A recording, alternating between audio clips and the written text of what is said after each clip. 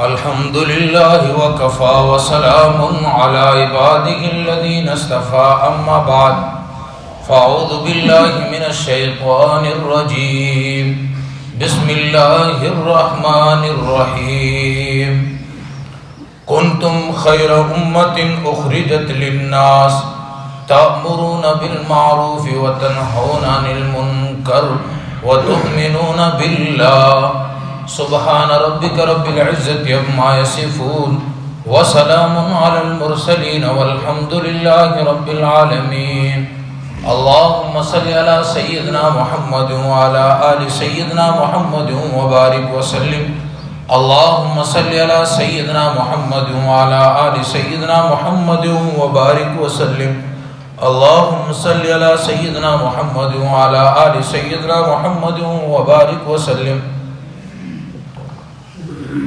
محترم بزرگوں اور بھائیوں، اللہ رب العزت کا کرم اور احسان ہے کہ اللہ رب العزت نے ہمیں انسان بنایا اور انسانوں میں بھی رسول اللہ صلی اللہ علیہ وسلم کا امتی اور بہترین امتی بنایا.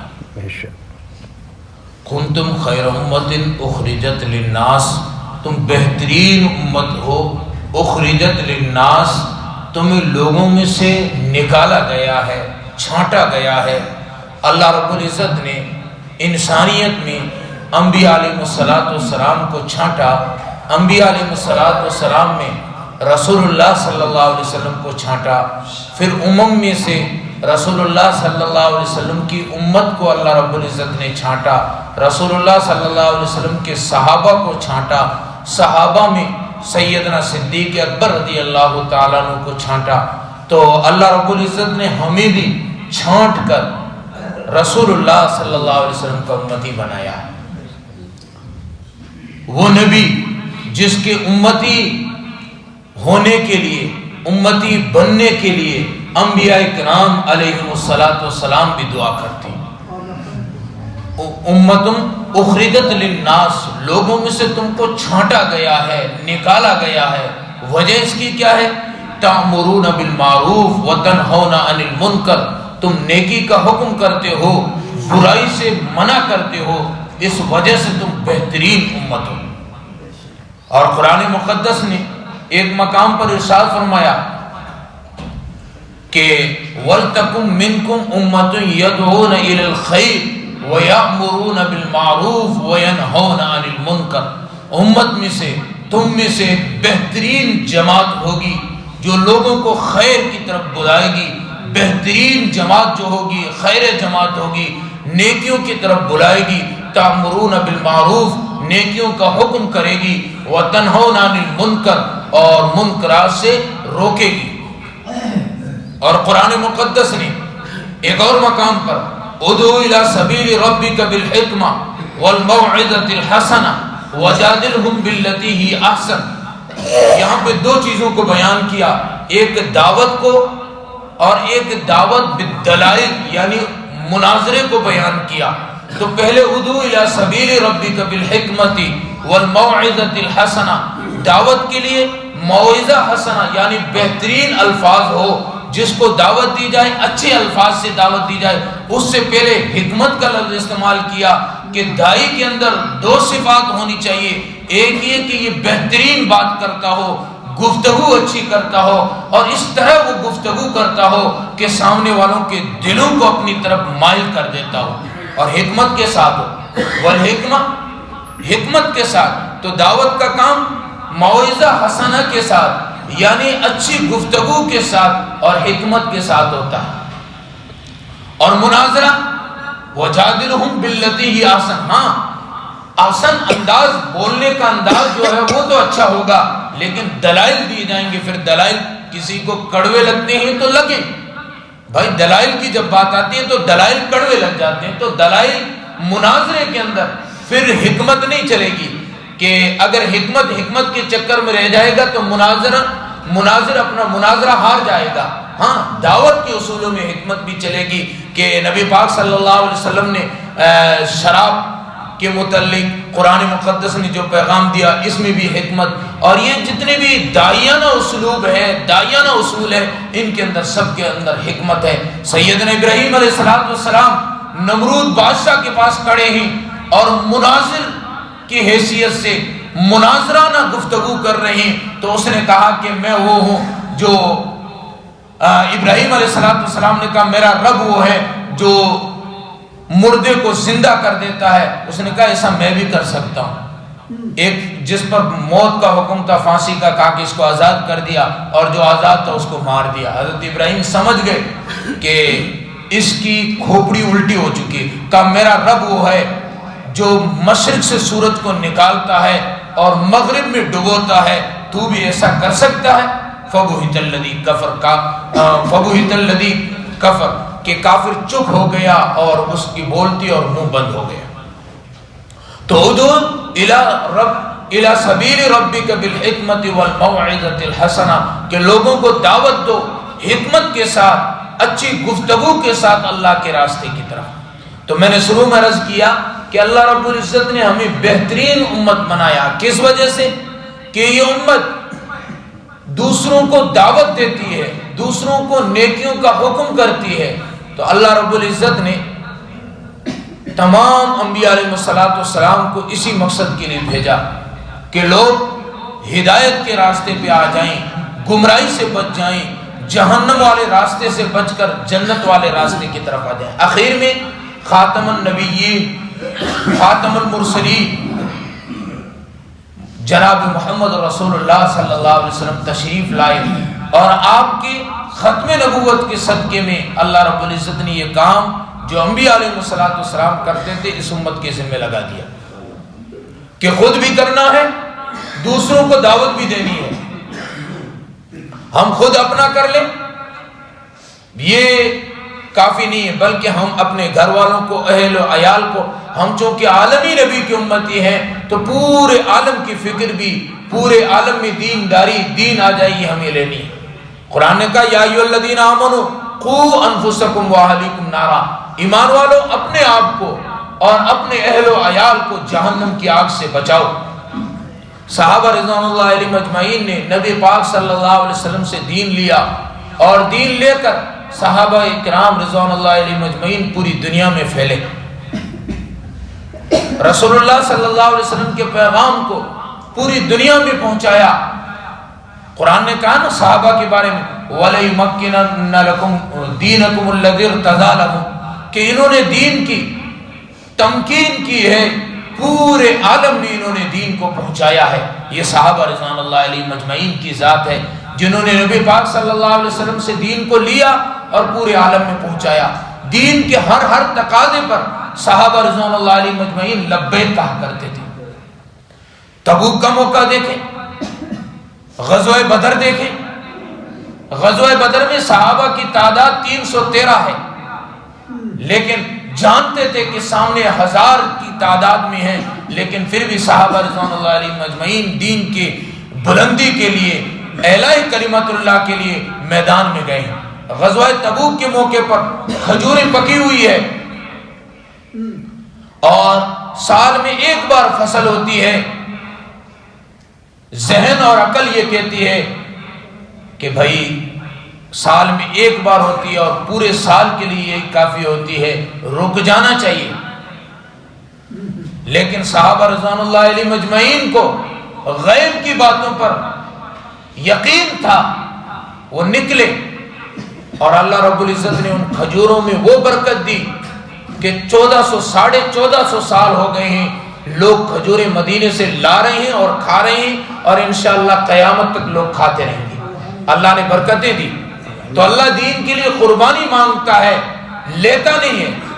ابراہیم علیہ السلام سے بیٹے کی قربانی مانگی، لی نہیں، تو اللہ رب العزت نے صحابہ رضوان اللہ علیہ مجمعین سے قربانیاں مانگی، اور صحابہ رضوان اللہ علیہ مجمعین قربانیاں دینے کے لیے تیار ہوئے۔ اللہ رب العزت نے صحابہ کرام رضوان اللہ علیہ مجمعین کی رزق میں، مالوں میں اور وہ برکت دی کہ آج تک لوگ کھاتے آ رہے ہیں۔ تو اللہ رب العزت کا دین کا کام کرنے والوں کو اللہ رب العزت مٹاتے نہیں بلکہ بڑھاتے۔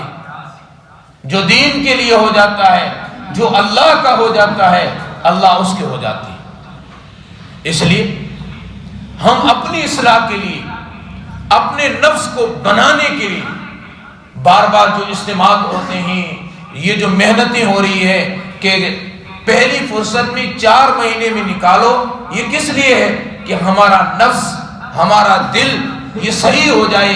اندر کی کایا، اندر کی چیز جب صحیح ہو جائے گی تو پوری کائنات بھی صحیح ہو جائے گی۔ آج ہم روتے ہیں کہ حالات صحیح نہیں ہے، فلاں صحیح نہیں ہے۔ وجہ کیا ہے؟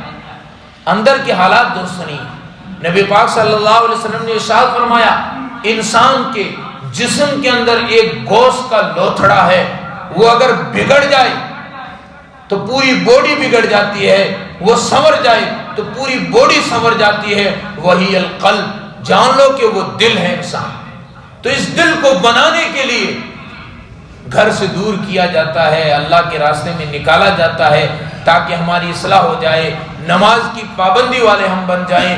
پہلی چیز ہم اپنی اصلاح، کہ ہماری خود کی اصلاح ہو جائے، ہم 100% نمازی بن جائیں۔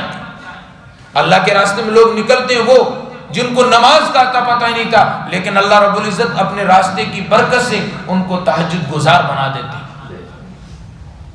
جن کے چہروں پہ سنت نہیں ہوتی ہے، اللہ کے راستے میں نکلتے ہیں، اللہ رب العزت اس راستے کی برکت سے ان کے چہروں پہ نور سجا دیتے ہیں۔ تو اللہ کے راستے میں نکالا کیوں جاتا ہے؟ گھر سے دور کیوں کیا جاتا ہے؟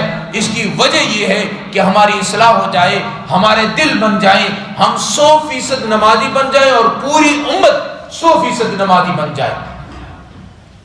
صحابہ رضوان اللہ علیہ مجمعین نے اس دین کے لیے سب کچھ لٹا دیا، اپنا وطن چھوڑا، گھر بار چھوڑے، ساتھی چھوڑے، سب کچھ چھوڑا، اور ہم سے چھڑایا نہیں جاتا ہے۔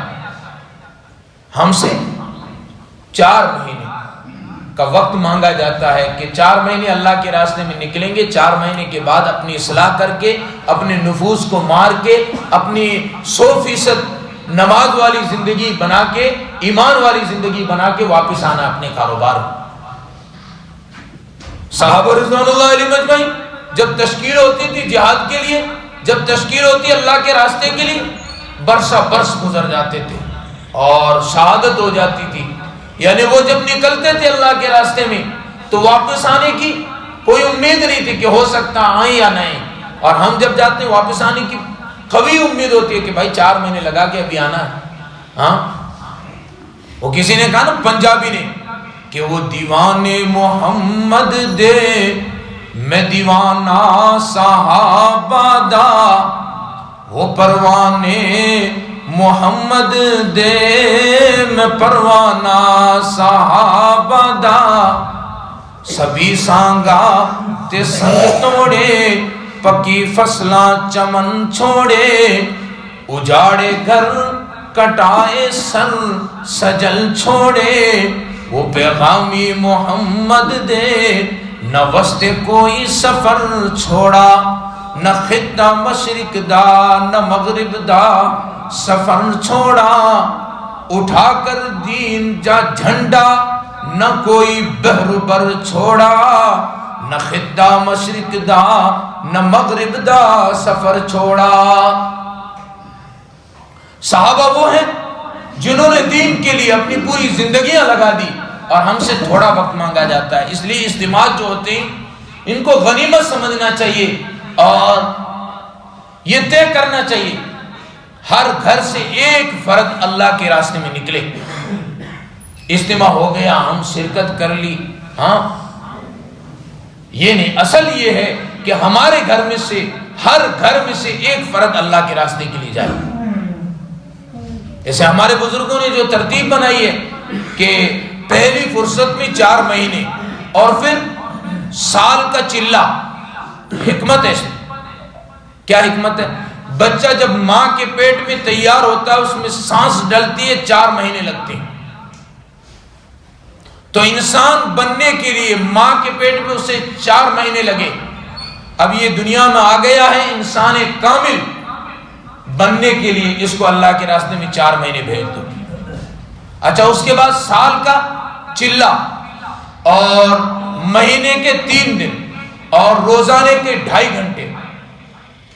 قرآن مقدس نے کہا کہ ایک نیکی کرو گے 10 گنا ثواب ملے گا، ایک نیکی کرو گے 10 گنا ثواب ملے گا، تو پورے سال کو اگر دیکھا جائے تو 36 کے اعتبار سے یہ 10 عدد بنتے ہیں، اور گویا کہ جو بندہ 36 دن لگائے تو اس کو پورے 12 مہینے کے ثواب ملا۔ لیکن ہمارے بزرگوں نے کہ 40 دن کی ایک فضیلت یہ ہے کہ تکبیر اولیٰ کے ساتھ نماز جو 40 دن پڑھے اسے 2 پروانے ملتے ہیں، نفاق سے بری کا اور دوسرا جہنم سے آزادی کا۔